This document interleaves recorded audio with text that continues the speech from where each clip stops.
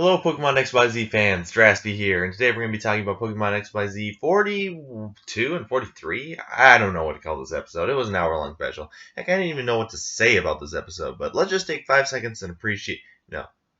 If you haven't taken 5 seconds already, at least to appreciate this, I don't know what you're doing here. But anyway, this was a great episode. It's not my favorite episode, but it was a great episode.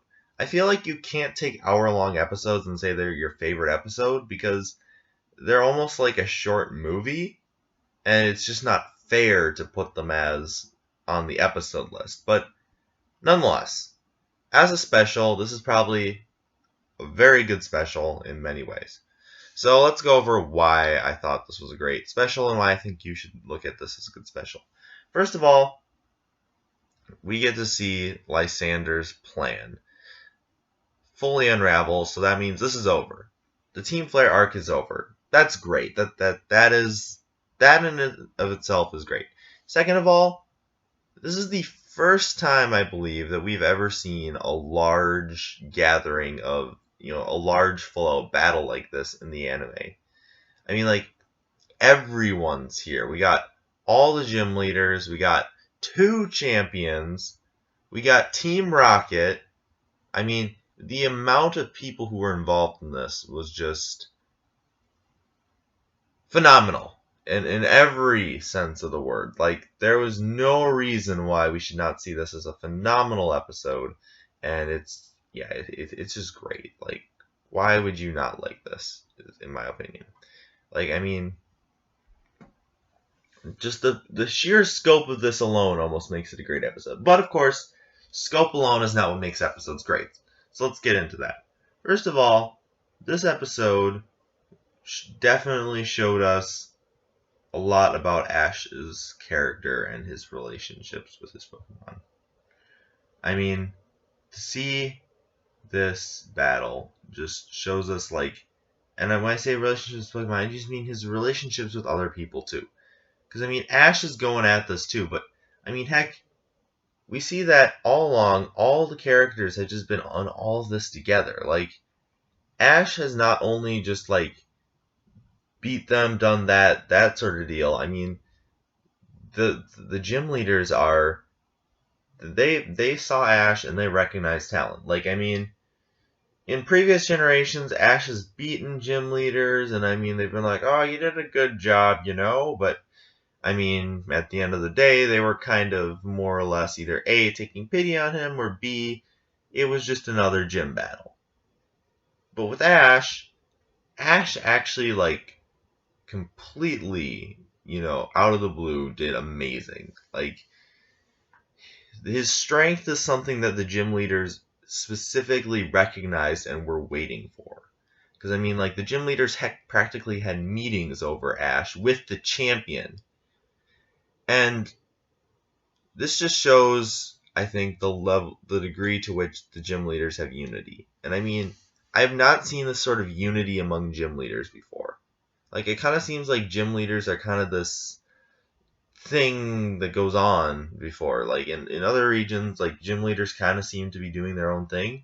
But this region, I just love the picture that Kalos has portrayed, and I think this shows it in a very different way. Like, the Pokemon world as this united entity, and not just this series of nebulous adventures, is a theme that I hope they continue throughout the anime, and that XYZ has done a great job of showing. Like, it's not just kind of this serialized action series anymore. There's more depth to it, that as far as plot goes. And this episode greatly exemplifies how the depth of plot has all come forward. And second of all, props to Serena. She has finally, I think, proven in my mind that she's not just the pretty girl that everyone says. Everyone's like, oh, Serena, she just sits there, looks pretty, performs, and she just hasn't done anything. Like, she just looks pretty, has a crush on Ash, that's it. No. Serena was pretty cool in this one, I mean, admit it. Team Rocket was pretty cool in this one. Every character did great things in this episode, except for maybe Bonnie. I'm sorry. She's had one redeeming moment so far, in my opinion, and that's with Squishy. But that's over, so her role, in my mind, is Orphanita, if you want to go by the Japanese. That's over. I don't care anymore. So now that I have stopped really caring about Bonnie, now that we've established that, this episode is also going to be a little longer because it's a longer thing to go over. But yeah, mainly just action sequences, and of course, we get to see the main thing that I was interested in is like we got to see what I consider a canonized shipping in this one. Uh, Grant and what's his face? Anyway, you know that second gym leader. Yeah, I'm blanking on his name right now, but Viola and him are now a canon couple. Like, wow. Like, I'm pretty sure that this canonized it. First of all, I mean, yeah, we now have a canon gym leader couple. I mean, that's happened kind of maybe before, but I mean, wow, I like that. That's something I can spring for. So we just had a canon couple form, which puts more hope in me that Ash will finally end up with somebody, maybe Serena, someday. I don't know. I mean, I'm open to just Ash ending up with somebody in general because I kind of want him to end up with somebody in the end, because just have him be some lonely old guy at the end of his life who's spent his whole life on Pokemon is kind of depressing.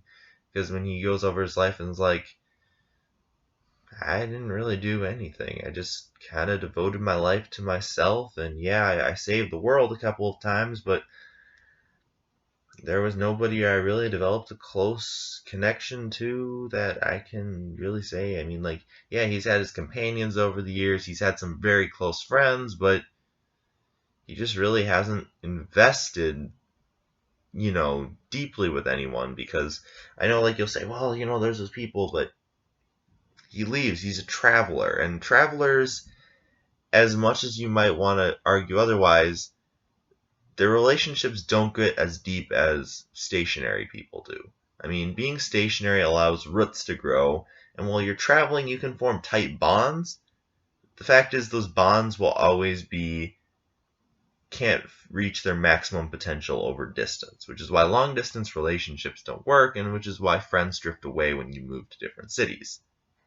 That's just the facts of life. I mean, I've experienced, especially the friends drifting away part myself. So that's that. We get quite an excellent episode. I really can't do anything but spout praise right now. My one criticism for this episode, though, would be the fact that I feel like this episode might possibly have given us some false hope.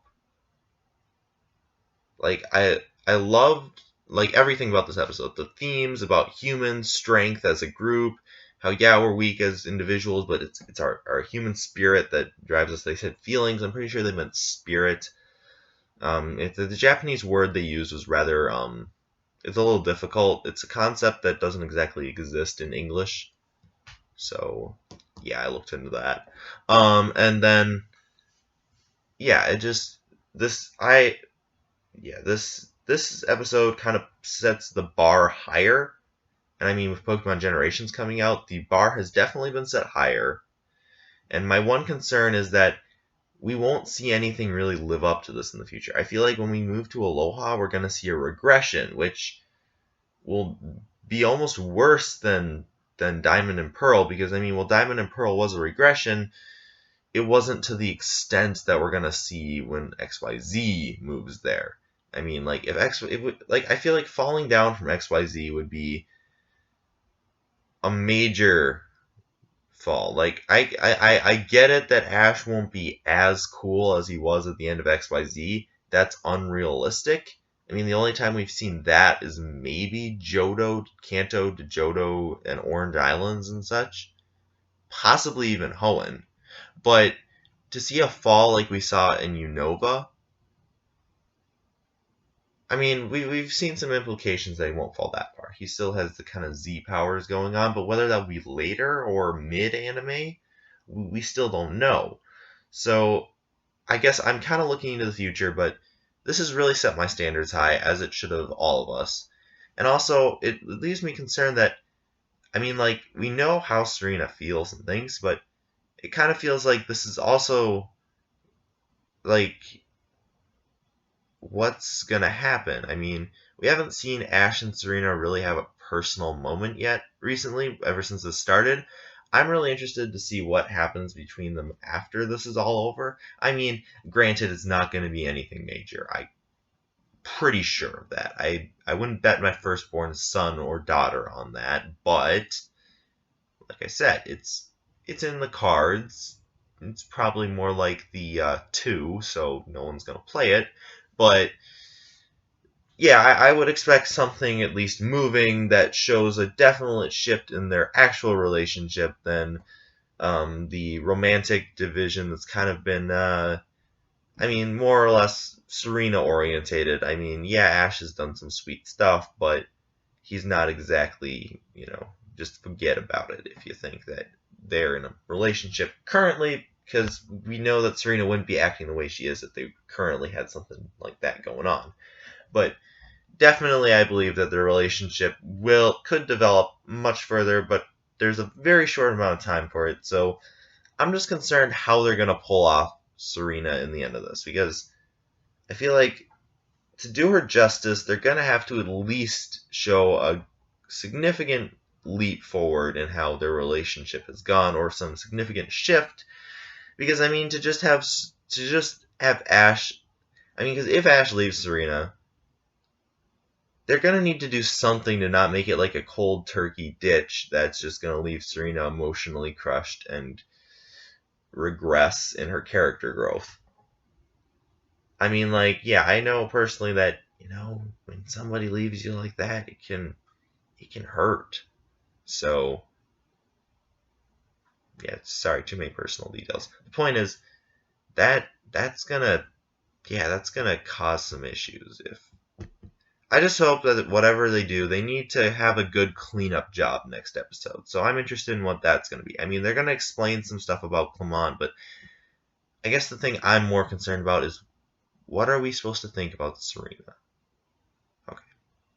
Now that that's all been said and done, I would like you to press the like button, comment, and subscribe. And I will see you about 20, 17, 16 days. Is that when it is? Well, I'll also be doing other stuff in the meantime. But yeah, Drasby out.